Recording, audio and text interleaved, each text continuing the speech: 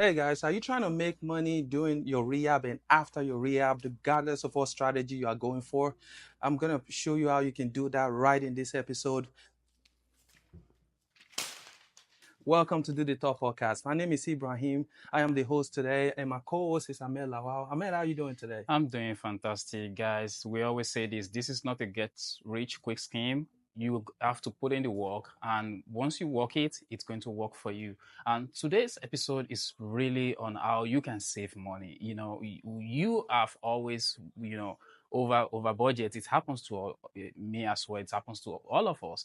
But how you can actually do your rehab and make money during the rehab, and save money during the rehab, and also make money after the rehab. So, Ibrahim, this is about a topic that people don't really pay attention Yeah. to because we know, because maybe we have the money, maybe someone is financing us and all that.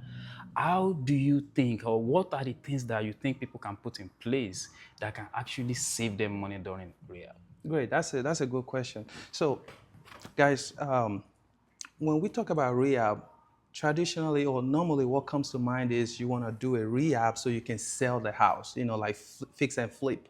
But what we are trying to show you in this episode is that there are different ways, different strategy that you can literally venture into after you finish your rehab. So to maximize on the rehab, you definitely have to make some research. I know I say research, I'm not saying you have to dig into the grave and be looking for unnecessary information, but what I'm trying to say is that you have to do some research about the strategy that you are going for. Because if you choose not to, rehab and go for the normal leasing, or you want to sell the property, like flipping the property, there are other strategies in real estate. We've covered that in other episodes, so I'm not going to dig into that. But what I'm trying to tell you is, if you are trying to do the rehab for a middle term leasing, which is like a temporary housing, it means you have to rehab the property, tailor that design, the rehab for that strategy. Yeah. Okay, because when you tailor that design and that rehab for that strategy, it means you have handpicked all the stuff that you need all the materials that you need in that rehab, which means most of the time it will turn out that you can get the most possible in that neighborhood. Yeah. Because think about it this way: the mid-term leasing or the short-term are like a luxury home. It's a vacation home. So it means you've researched, you know what people need in your area, or what people are comfortable paying for as a short-term or mid-term rental. Because of that, you have picked all the materials that is going to make the house more beautiful. Also, not to talk about the design, the heart, the all that stuff that you're going to put in the property after the house is rehab. So let me give you an example. Let's say you purchase a home of 150,000, and when you are trying to, just if you are trying to fix and flip, you might need just another 50,000 to get it to the normal, to where you can sell it. That makes it 200 grand. Okay. However, with you trying to do mid-term leasing or short-term, you might need a little more than that, maybe 70 grand. Okay. It's okay, go for it. Put 70 grand into it, make the house so beautiful. That way, the people that will eventually come to your property will find it attractive, and they will pay top dollars to come into your property. Okay, by investing the extra $20,000, it's gonna make your property very competitive and at the top in that neighborhood.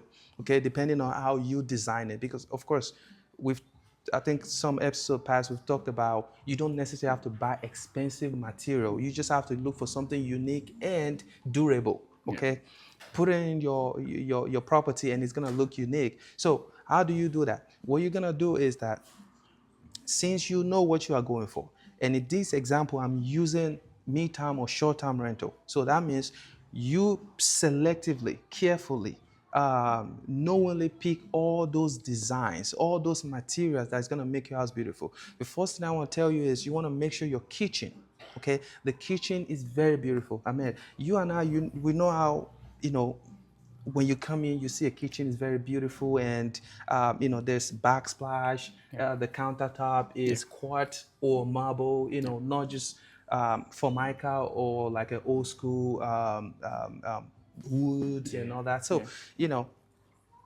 By the way, there's nothing wrong with old school wood and all that. It just depends on what you want. Yeah, But in this day and age, people want something attractive, something durable, something looking bright yeah, and elegant. So in that case, you want to put something that a lot of people will be attracted to, which is putting like a quart.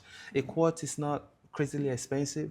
You can get something for, depending on the square footage of the countertop, something for 2,500, 3,500. The max would be around like, maybe 4,500, but it's gonna be a huge kitchen. So in this example, a house of 150,000, you're probably gonna have a small kitchen, like, not too big, countertop. So in that case, you don't have to spend much, maybe 2,500, you can get that and take out the whole countertop. yeah. If the cabinet needs to be replaced, replace the cabinet, of course, so it's gonna look good. The floor, you have to make sure the floor, it's a vinyl plank or a kind of floor that is hard floor, not, you know, carpet Copy. or Yeah, like some like bad floor. You material. don't want that. You want a good material that looks attractive and durable. Of course, we have to. I can't repeat that. I cannot repeat that enough. It has to be durable because the end game is, it's not just to make money right away. It's something that will stay for a long time because we always say this in real estate. You don't think about just now, you think about the future. Okay, if you can get a material and pay extra $500 and the material will last longer, I encourage you to do that because then you will reap the benefit way longer than someone who just buy cheap stuff and it will break in the next 6 months or 1 year. So what am I saying there? Pay attention to your kitchen. Make sure the kitchen is looking nice. Do not let too much stuff on the ground, or if you have to break the kitchen, or if you have to open up a space so that the kitchen can look very open, because everyone likes open floor plan. You want the situation where people are coming in, they look at the kitchen, is clear, free of clutter, not like any, things everywhere. The next one is you want to pay attention to the bathroom, okay? Make sure the bathroom is well designed. There's a lot of entryway. There's no, like a barrier blocking you from going in, or you have to turn around to the side of the bed to get to your bathroom. If there's anything you can do to make that very open and nice, and depending on the space that you have in the property, you might have to put a tub in there because people like shower and they like a tub. So if you have the two together, that's gonna help. Of course, if there's no space or you don't have room for that, you can actually get a tub shower, but not the old type, like the one that, there's a space to use for, like the one that is the modern one, okay? You have a space for the tub if anybody wants to soak themselves in there. And also you have the shower design, if it's possible, some of this, you have to call some plumber that are experienced. They can put some tiles around it where it's gonna look very modern and very nice, okay? Make sure the sinks, the tubs are, if you are trying to keep what you have, make sure they are looking good. You might have to, if it's still looking nice but just have some little stain, you might have to spray it, make it look nice, okay? Pay attention to the living room. Make sure the living room and the kitchen, there's a kind of, it's open, okay? Because I've seen situation where the kitchen is so barricaded where you have to literally turn around before you get to the kitchen from the living room. People don't like that. People like open concept where there's a lot of light coming into the house. If there's a window at the kitchen and the light is not coming into the living room, you want to find a way to make sure you put another window there. That way, everywhere is well bright and well lit, where people can see around the house, not until they have to turn on the light to see in the house, okay? So, Ahmed, of course, we know about bathroom issues. Some property, they have 4 bedrooms, 1 bathroom. Yeah. And this property has a lot of space. Yeah. What can people do in that situation? So that's a very good question, and a lot of people don't know that automatically by using maximum of 5,000 to create a new bathroom in a house, you are increasing the value of that house between 10 to 15,000 instant return on that house. Great. So creating a bathroom in that scenario, an extra bathroom, or building something, even if it is just half bathroom in that house, we save. Imagine you want to take shower, then I want to pee. Both of us we need to be in that same room. But if we have half bathroom, maybe downstairs somewhere or something like that, which we just did on one of the rehab great, that we did, great. and by having that half bathroom in there, now multiple people can use restroom at the same time without being in the space of each other.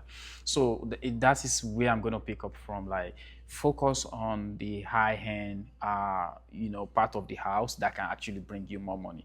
Ibrahim already elaborated on that, but one thing I want to mention is the kitchen, bathroom, and the curb appeal are three important things you want to focus on your rehab. You know, we all hear this all the time, like the first impression matters a lot. Yeah. When people are approaching the house, you want to make the house appealing to them and look nice. Even if uh it is, and all these things is just little money. It's not something that you have to break the bank on. So curb appeal, the kitchen, and the bathroom, that's those areas are very important. Also, when you are doing your rehab, you have to very thorough and treat it just like any other project. Have a budget. So if you have a budget, work within the scope of that budget. 9 out of 10, you're gonna go over the budget a little. However, imagine if you don't have a budget, you probably out gonna, of control. yeah, that will be out of control. That's what is very perfect, out of control. So you don't want to be out of control. You want to conserve your money as much as possible. So if you have a budget, you can put 5% miscellaneous or 10% miscellaneous on top of it, and that should do. You need to stay within that rule. So because if you don't restrict yourself, we all know how our mind works. You see something else, oh, I like this, I want to implement this. How I like this. Before you know it, you already break a bank, and you don't want to put in so much rehab of a C class environment in a D class environment. That makes sense. If you do that, now you will be a good example for other people to cash out, but you will struggle for a while before you can even catch up on the rehab that you do. That is what we are guiding against. We don't want you to over budget here.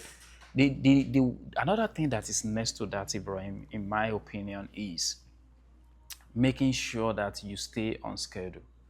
The reason why this is important is there is carrying cost when you are doing rehab. You pay your mortgage, you pay the contractors, you are paying for utilities, you are paying for dump trucks outside that you are, even potential money, I can say that is like vacancy. Because if you have finished a property, then you can lease it out, you or can make money. Make money from it. Maybe if you are doing short term or mid term, whatever strategy you are going for, you don't want to keep the house idle for too long. Yes. So if you go over the time, you don't pretty much be the same as budgeting. You need to have a strategic time that you want to be done with that. Even if that comes to you incentivize your contractor, letting them know, you know what, this is the time that we want this done, and if you can meet up with this time, I'm going to give you $200 extra as a gift, just to get them get the job complete at that time. Because if you run over, that is extra carrying cost. We call it carrying cost in real estate. That is extra carrying cost, and these are the money that I always call soft money.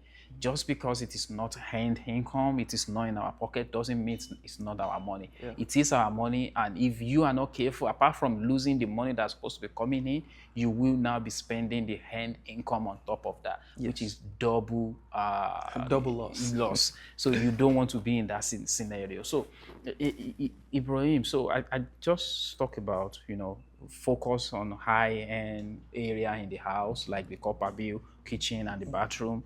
I talk about budget, and I talk about making sure you have a timeline. What is another thing that you think can save our audience money after the rehab? After the rehab, great. Thank you for that. So, as you guys can see, we have limited time to go over this topic. It's kind of more, broad than this because there are different angles depending on what you are trying to do. However, we are just trying to touch the main angle, main aspect of this whole topic. So, after you are done with the rehab, there are different strategies. Let's assume in this scenario, you are trying to get the most out of that property, which is you are going for the short term or mid term. Okay, there are some people that focus on just short. Some people focus on just mid term and temporary housing, and that's it. So in this case, we're gonna use both mid term and short term. Okay, because you can do the two together. Okay, and still be very successful. Okay. Now, what does short-term or mid-term means? It means you are literally going to furnish the property in most cases. Okay, you don't have to. In some circumstances, you don't have to, but generally, you have to furnish the property, and the property will be designed. And the fact that you've already planned that with your rehab, then you don't have to worry too much on design because you've done the design during the rehab. So the property is elegant. And by the way, did I mention that you're gonna get the most money from that property when the appraiser comes in because you have planned it, you have made sure the property is looking beautiful.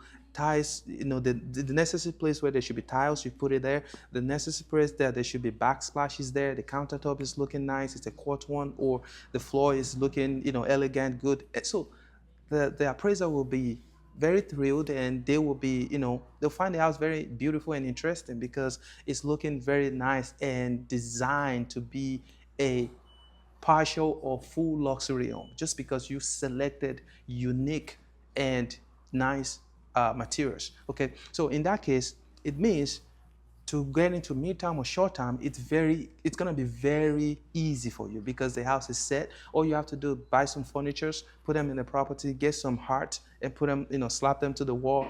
Your house will be good to go. Now, what can you do with that? So what you do is to connect with the agencies that are in charge of this. If it's short term, you go with Airbnb, VRBO, Booking.com. If it's temporary housing, you go with all the temporary housing agency, like Ali Solutions, CRS, Shedwick, HomeLink. If you want to get into mid-term and you want to focus on professionals, you can go Furnish Finder and all that. So we're going to talk about that in another episode. But here, what we are trying to tell you is when you do this mid-term and short-term, now you can get more money per night because it's booked per night, okay? Fine, you can give them deal. If you find someone who's coming for 30 days, you can, for 30 days, if it's supposed to be like 4,000, you can give that person discount to be 3,500 just because at the end of the day, you've made profit. Your lease is about 1,290, utility and everything. You've calculated everything is about $2,000. So you've got 1,500 profit, okay, after your expenses. So that's a good deal right there, and your property is looking beautiful. These people are gonna stay there for 30 days that you guys agreed to, on the contract. They stay there 30 days, you make 1,500, and guess what? Your property is gonna it'll be looking nice just because you are able, after the 30 days, you are able to go there, make sure the property is clean and nice and looking good, versus if you wanna use that house for a long-term lease, okay? If that's what you like, if that's the strategy you want to go for, it's okay as long as the number is working for you. Yeah. But in this scenario, I'm using the mid-term and short-term, okay?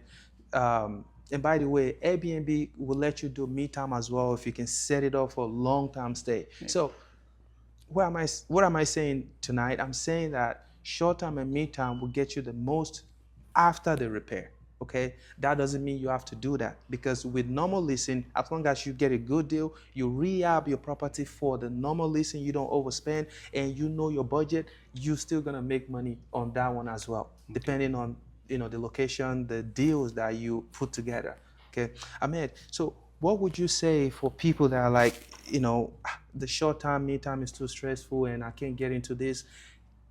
can they do normal leasing? I know I say yes, but I want to hear from you and if you can elaborate on that. So you already answered it. I'm just going to reiterate it. If the number works, don't struggle with the number. Don't fight with the number. If it doesn't work, don't put your emotion into it. Yes. If it works, yes, go for it. And also, there is, some people will be like, okay, I'm scared of people defaulting and all that. There are so many other ways you can go about it. There's something we call Section 8. So with Section 8, you are dealing with the government. These are a subsidized housing that the government is helping other people that doesn't have enough income to get into the house. They are helping them to be able to afford the house. So the government is actually paying you. Great. This is a direct deposit or a check that comes to you the first of every month. That's interesting. So if you don't have the strength, the capability to do middle time or short time, or you don't have the technical know-how, that doesn't mean that you have to do it. Yeah. As long as the number work with long leasing, you can pivot to Section 8. Another misconception with Section 8 is a lot of people like, oh, they're going to destroy the house. And they are bad people, they are this, they are that. I can tell you that you are wrong on. If you do your findings, Section 8 people, there are a lot of good people among them that take good care of your property. And these are people that stay long in your house. They stay for years. And if you've been listening to Do the Talk, one of the things that costs you most, one of your single most expense is vacancy. So if you can reduce vacancy, that means you make more money, which is what the episode today is about. So there are all of these options. But if you don't want to struggle, learn all these things, that is absolutely fine as well. You can reach out to a property manager that actually do all this strategy, that knows their way around this strategy, even middle time, short time, Section 8, assisted living, that knows their way around this strategy and can help you implement this strategy. So Ibrahim, with everything that we already discussed today, I believe our audience already learned one or two things.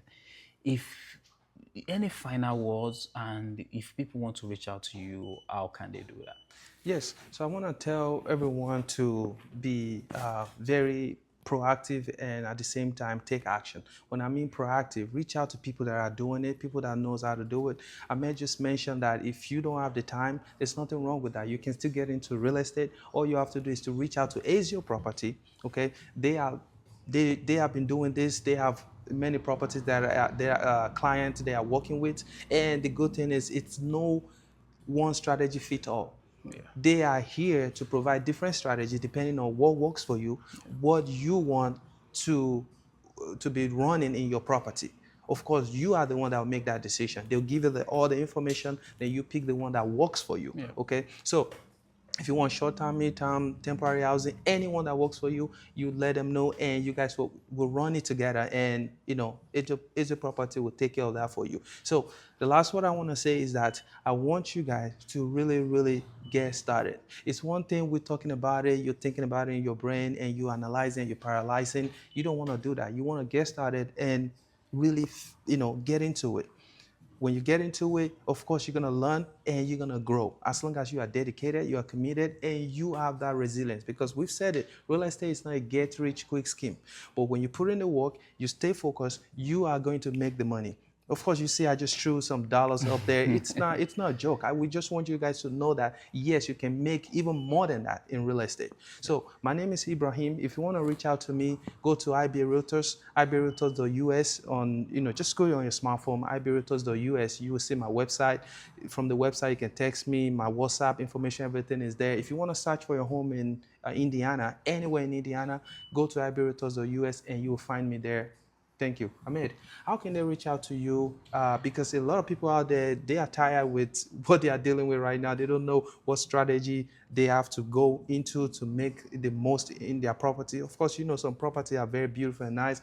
It's a kind of property that can make more money. However, the landlord is struggling with maybe tenant or maybe, the strategy putting the house together. How can they reach out to you? How can you save them money? How can you help them make money? Thank you. So yeah, absolutely. Thank you, Ibrahim. So if you have a property that you are willing to give, a try on for someone, you want to be making money on it, or you have a property manager that you don't like the way they operate, or the only thing they tell you is, okay, long leasing is the way. No, with ACO property, you have options. We tailor the solution to what give you the most money. That is what makes us different. So you can reach me on 765-240-7932, or you can go to acopm.com. That is my website, acopm.com, and you can order your free property assessment on there, and we'll get back to you as soon as possible. Guys, Thank you. stay blessed. Thank you.